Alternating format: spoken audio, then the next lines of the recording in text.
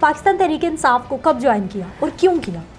2012-11 I think. हाँ, तो उसमें ये था कि चीमा साहब बेसिकली उन्होंने ज्वाइन किया था कि अगर मुल्क में कोई बेहतरी लेके आनी है तो जब तक हम खुद प्रैक्टिकल पॉलिटिक्स में नहीं आएंगे नहीं आ सकती, एक चीज़।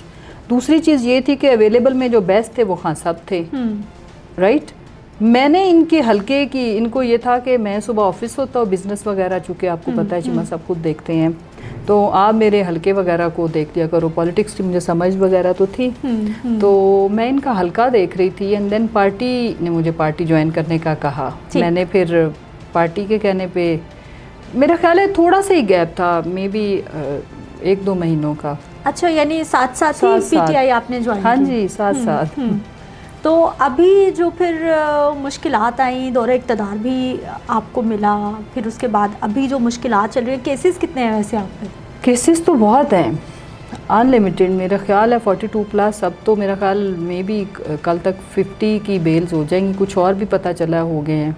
तो अब कल फिर मैंने बेल कराने जाना है। तो क्या मालूम ही नहीं है कि इतने केसेस हैं? नहीं, हम लोग सिदरा हाई कोर्ट, जब इलेक्शन के पेपर, नॉमिनेशन पेपर सबमिट कराने थे तो हाई कोर्ट में हमने रिट की कि मुझे एक ही दफ़ा बताया जाए मेरे अगेंस्ट कितनी FIRs हैं, ताकि मैं एक ही दफ़ा बेल करा लूँ। ठीक। तो अनफॉर्चुनेटली जो हाई कोर्ट में इन्होंने रिपोर्ट दी केसेस की, वो इनकम्प्लीट थी, वो मुकम्मल नहीं दी। उसके बाद फिर पिंडी डिवीज़न के पता चला, उसमें भी नाम ऐड हो गया है। अब पता चला कुछ और केसेस हैं, उनमें भी ऐड हो गया है। तो जैसे जैसे पता चलता है बेल्स कराए जा रहे हैं।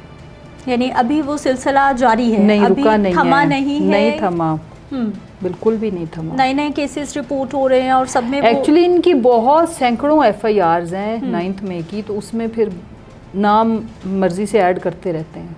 कब तक चलेगा ये सिलसिला, ये पॉलिटिकल आई विक्टिमाइजेशन? थिंक ये रुकना चाहिए, और ये मज़ाक़ा खेज़ है, और ये तो एक मजाक है। और फिर कहाँ कौन सी अदलिया, इस तरह तो कंटेम्प्ट भी लगती है कि भाई आपने जो कोर्ट के अंदर केसेस बताए हैं उसके अलावा कैसे हो सकते हैं।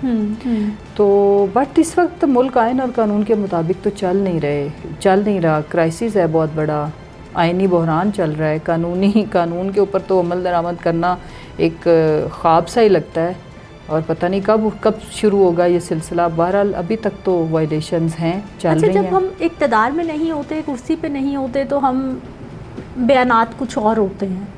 जब हमें कुर्सी मिलती है, इक़्तिदार मिलता है, फिर हमारे बयानात कुछ और हो जाते हैं। नहीं, देखिए, हमने हमेशा जो हमारी जितनी भी स्ट्रगल है वो हमेशा शुरू से लेकर के आज तक, अगर आप खान साहब की पहली स्पीच देखो और आज की देखो, दिस इज नो चेंज।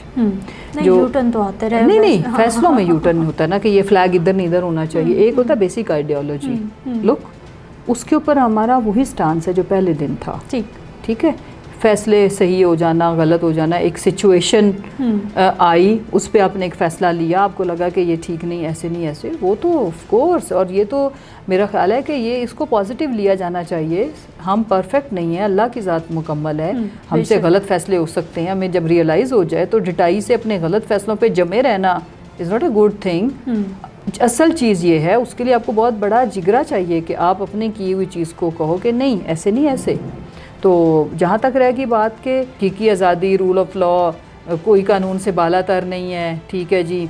और इदारों के अंदर रिफॉर्म्स, जिसमें आपको जुडिशरी के सिस्टम को मज़ीद बेहतर करना, ना कि सिर्फ बेहतर करना। अब तो हम और पीछे जा रहे हैं। जो हालात हैं, पहले भी हम कोई 150वें नंबर पे थे, तो अब हम कहाँ होंगे, मुझे नहीं समझ आती। तो वो तो हमारा कभी भी नहीं चेंज हुआ, नेवर।